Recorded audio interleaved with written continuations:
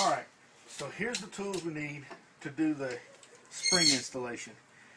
Pair of pliers, pair of channel locks, and a small flathead screwdriver.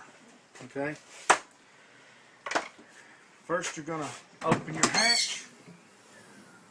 Okay? These lifts need to be replaced, so it's not going to work right off the bat. I've got to order some new ones. These are the original ones from '05. They've been abused, opened probably 1 billion times at car shows, everything.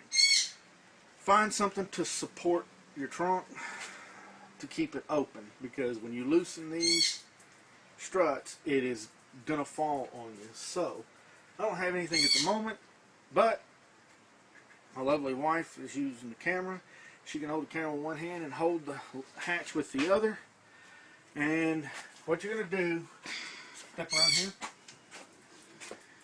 You're going to zoom in on this right here, or just come to this where you can see this. There's a spot right there. Can you see the spot? You're going to pry this open. And once you do, push up. It pops back in. But once you pry those off, that'll pop off. Then you come down here and you move it this way, and the bottom side will pop off. But there is a release on it as well, makes it a little bit easier. Alright, now you're going to lay down your screwdriver, get it out of the way, slide this factory grommet down. You're going to take your channel locks and grip it as close to the plastic as you can, securely. Snap your spring back in so you don't damage it. Take and rotate this end off. Okay. Give it a couple of turns. Once you give it a few turns, you should be able to take it the rest of the way off by hand.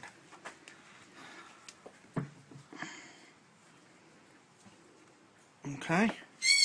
Once that's off, that's what it looks like. There's your end. Take and pop off your channel locks. Okay. This is our spring we'll be using. You got that on a previous post, all the parts. Okay, you gotta slide this off. Slide your spring on. Put your rubber bump stop back on. Then put your washer on. The washer, once it's tight, will seat flat. If not, when you put this on, your spring will tilt sideways because this isn't big enough to hold the washer, to hold the bottom. So you want to put the washer on, optional washer. Put this back on. Put your channel locks. Lock those on. The only reason the channel locks are safe here because the strut doesn't go all the way down there. Tighten it on as much as you can by hand. And as you see, it seats the washer perfectly. The washer takes up the excess space. And snug it down. Okay? Then you're done with your tools.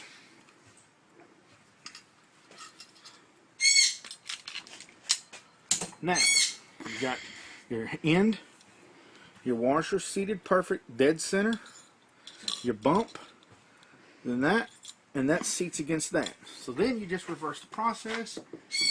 You snap this back on, you rotate,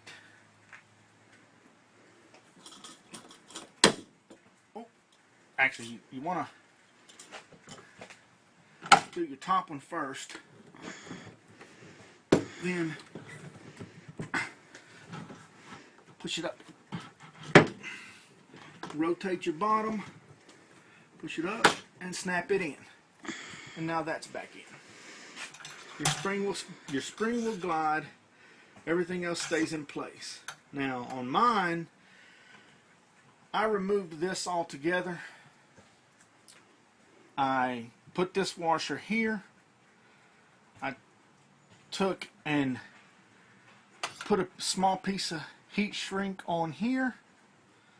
Put this on, then used a large piece of heat shrink for a double aught cable. Slid over the whole thing and then shrunk it. Gives it a cleaner look, keeps this from moving, keeps it in place. You'll never hear this thing move, rattle. People see it, they won't even know, they'll think it's factory. Then once you're done with one side, you do your other side.